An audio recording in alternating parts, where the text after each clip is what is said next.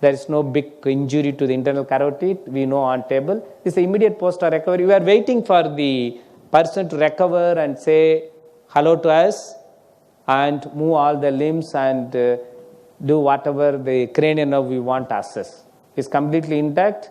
The facial nerve intact. His tongue movements are intact. So we want to say that all the person inside the ITU will be given a mask in the immediate post-extubation and subsequent recovery. That's the one way you can minimize the aerosol and the cross-contamination from the patient to the staff or staff to the patient. Mask is must.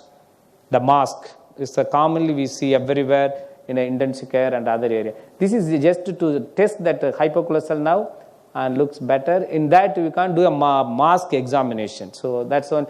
A fraction of a minute is opened. It's an emergency life-saving vascular procedure in a septic, and this is probably over this around 25 to 30 cases in a month. It's only suspected COVID-19. Rest all, we took all caution to minimize, to practice the norms of the universal precaution against COVID-19.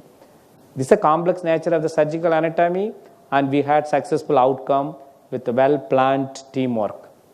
If not intervened, the pseudoaneurysm may rupture. There will be a huge hematoma deep to the cervical fascia. Tracheal compression can set in, respiratory distress, major CVA. Pseudoaneurysm infection can lead to neck cellulitis. Invariably, it's inevitable death. So this is the one case is opened our whole operation room and the team to work back from the long lockdown. So now, these are we learned as aneurysmography better than conventional repair in the period of MRS infection. Meticulous dissection of adjacent cranial nerves and the internal carotid for post-op outcome is very, very vital. Now, once this over, we'll move on to the conclusion. So far, we started with a kind of a critical left main, and probably we shown a kind of breathtaking operation on a suspected COVID-19 with impending ruptured pseudoaneurysm of the carotid arteries. It's not usual. Even if you see the literature, this kind of presentation operation outcome is not a usual one. And we are actually doing a 1/3 of our regular work. Even in that over 1 month time, we really enjoyed to do some of the emergency, which really given a very positive outcome and encouragement for the whole team. At this juncture, I like to thank my team, especially the anesthesiologist, the perfusionist, and the OR staff, where we selected all the senior people to be on front to fight against this emergency in a pandemic panic periods. To conclude, this is probably, I'm representing the cardiac surgical specialist to be safe all the time. It's not only just keeping ourselves in the operation room safe or in the intensive care area or in the outpatient office, that's not sufficient. Wherever you go, you have to be safe and sure that you are always with the kind of facial protection with the mask, and you are conscious about taking care of the hand hygiene and not to touch above neck. So this is probably one thing we should educate our staff team members. If I am going to practice all these things, it's not going to be a very protective option or action. I should educate my team members starting from the work, the basic level, to our senior staff, our perfusionist, our team of other faculties, to keep all in kind of contained way to practice the universal precaution against COVID all the time. Prioritize the listing cases for the emergency nature. There is no hurry to operate some of the elective cases in this pandemic. You can optimize the medication, you can reassure them, you can review them and see that you are posting them in an appropriate time without hurrying up and making yourself to completely tied with OR works. Elective cases may be rescheduled and spend less time in the operation room. Because that's one thing is going to really help your breathing, your mental makeup, and your energy to deliver for an unexpected emergency situation. So use less time on the OR and the PPE. See, PPE, in fact, we are worried in the initial days how to work with the PPE and the magnifying lens and do on microvascular surgery. Now we are almost habituated and we almost adjust to the situation of the personal protection equipment with our operating loop and the headlight, and we are almost metamorphosed into this kind of practice. This is the new normal of a existing cardiovascular surgical practice. Avoid extended time of working. We already stressed this. Better not to post like the pre-pandemic status, 4 cases, 5 cases. We operate from morning 8 to night 8, sometimes late night. We come back for re-explanation the early morning. That's not good.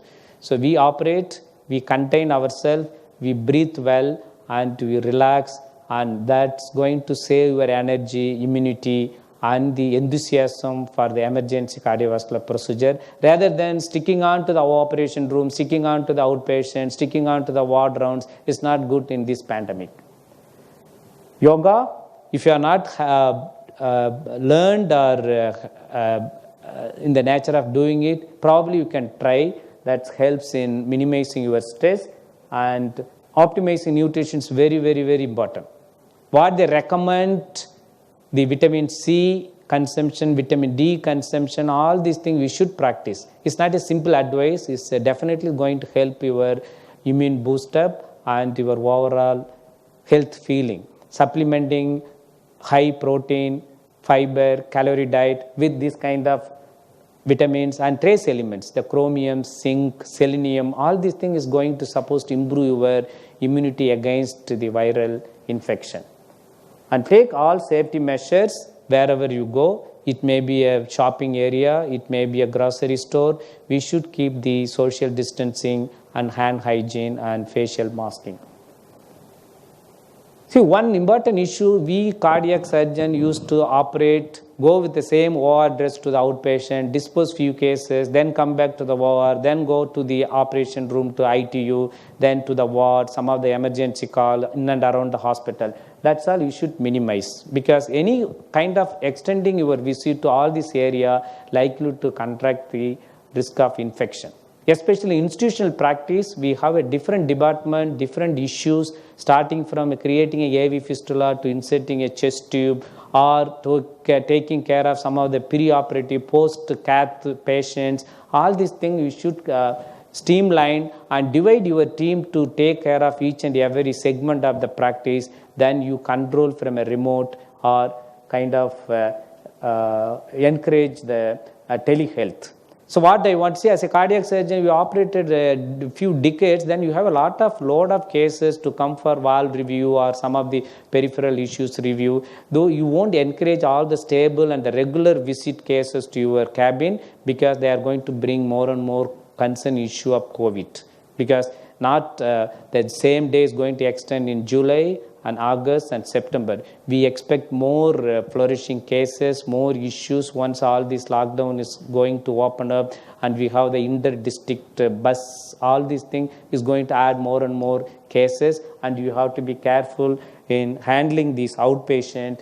Preferably, we should encourage telehealth by WhatsApp video call. Each and every person nowadays have a smartphone. If you have a contact, you can very well ask them to call over through the hospital organization for a better consultation and reassurance of this group of patients. Unless they need a personal assessment by doing a ECG, echocardiogram, or by other this thing, they need not to visit the hospital in this pandemic crisis.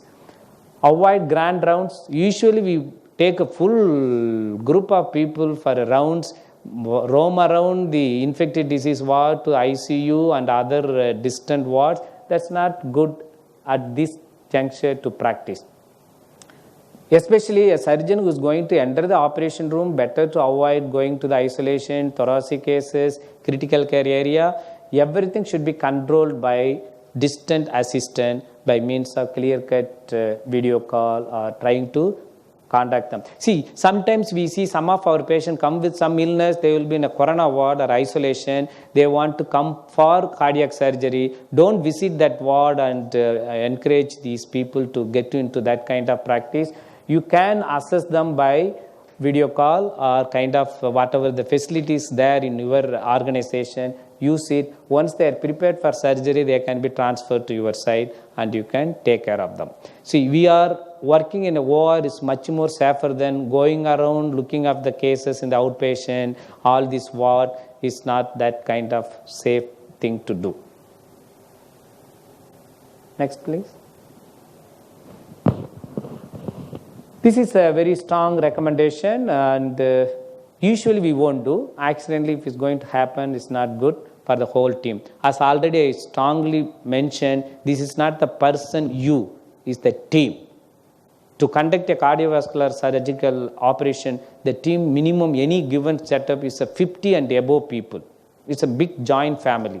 You should treat them all in one sector and make sure that they all behaved well throughout their in and out affair. Otherwise, they can acquire infection and spread to other part of the team members. It's not easy to maintain a social distancing in a teamwork, especially in a war and intensive care area. And somebody is going to have some kind of issues, then you have to identify them, ask them to take kind of good rest if they have a respiratory symptom or illness, and you should support them through the administration or the institutional organizer for the proper nutrition, hydration, and they should be given a good rest. That we practice in our institution, where we pick up people if they are not doing well by any mean, then we allow them to go with a good rest, nutrition, hydration, for preparing themselves for the next round of work. So that's the best way of optimizing our workforce to minimize the stress to them on a given situation. Dear friends, so time is life and life is circulation. This is not sufficient to complete this pandemic talk. I try to conclude that cardiovascular surgical practice, one of the inseparable emergency issues in global status. So you can't keep away from operating on somebody who suspected COVID or there's a high pandemic in and around that area. So we have to be aware and be safe all the time.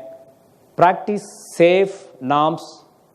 It's all explained in the enough way, and the practice should be cost effective, and at the end it should be successful, and it should give a morbidity, mortality free outcome. So in this situation, what you are supposed to do is cardiovascular surgical emergency in COVID-19 pandemic is going to be really challenge, and if you take it in a good planned way and a protective way, you will be all the time successful. On behalf of the HEART team, PSG, I thank you all for patient listening, and any kind of queries and interaction, I am ready to share with you. Thank you very much. Nandri.